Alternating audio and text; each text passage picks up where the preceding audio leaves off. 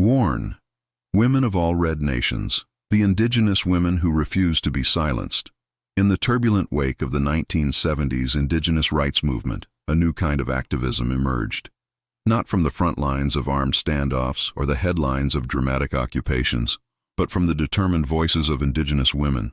While the American Indian Movement, AIM, drew national attention, it was the women of all red nations, WARN, who quietly and then boldly stepped in to lead, heal, and transform. Their fight was, and remains, not only for land and sovereignty, but for the bodies, dignity, and futures of Native women everywhere. The birth of WARN, rising from the shadows. By 1974, the American Indian Movement had shaken the United States, but it had also suffered devastating losses.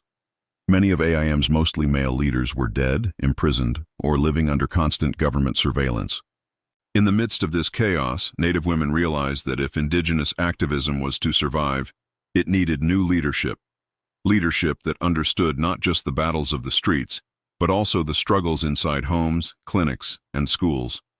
Visionaries like Lorelei DeCora Means, Madonna Thunder Hawk, Phyllis Young, and Janet McLeod joined forces, founding WARN as a women-run advocacy and activist collective. Their goal was both simple and profound: to uplift Native women's voices and tackle the issues that mainstream activism often ignored. Filling the gaps, an indigenous feminist agenda. WARN was more than just an offshoot of AIM. It was a reimagining of what indigenous activism could look like. The organization prioritized the needs and experiences of Native women, focusing on issues often neglected by male-led groups. Racist education. WARN leaders campaigned against curricula that erased or distorted Native history and fought for the right of Native children to learn their own languages, stories, and traditions. Environmental contamination. From uranium mining to poisoned water supplies, Native communities, often on or near reservations, were among the first and worst victims of environmental injustice. WARN documented these abuses and brought them to national attention. Forced sterilization. Perhaps WARN's most groundbreaking work was exposing the epidemic of forced sterilizations of Native women in Indian Health Service facilities during the 1960s and 70s. Acts carried out without proper consent or explanation. Breaking the silence. The fight against forced sterilization. The revelation that Native women were being sterilized against their will was a shock to the nation, but for those living on reservations, it was a grim reality.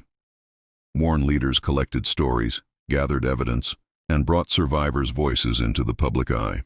Their relentless organizing and advocacy forced Congress and the Department of Health, Education, and Welfare to investigate. The result? Federal regulations were established to safeguard informed consent in sterilization procedures, regulations that still stand today.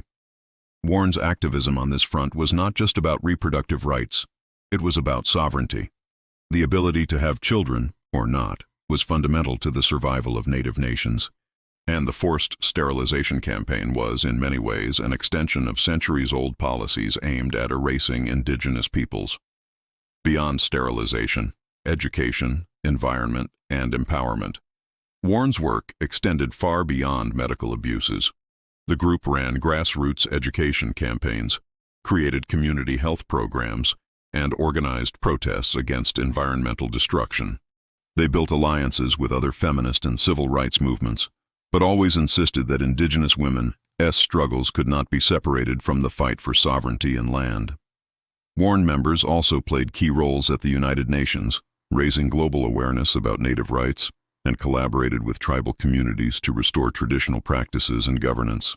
Their leadership was intergenerational, blending the wisdom of elders with the energy of youth. A lasting legacy, indigenous women at the forefront. Today, WARN's influence can be seen in the ongoing fight against environmental injustice at places like Standing Rock in the movement for missing and murdered indigenous women, MMIWG, and in every effort to reclaim Native languages and traditions. The organization's model of indigenous, women-centered activism has inspired a new generation of leaders, women who see no contradiction between fighting for their people and fighting for their own voices. WARN's founders are celebrated as matriarchs of modern indigenous activism.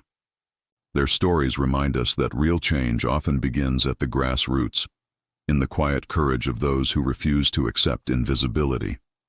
From the forced sterilization of Native women to the poisoning of sacred lands, Warren's fight was never just about protest.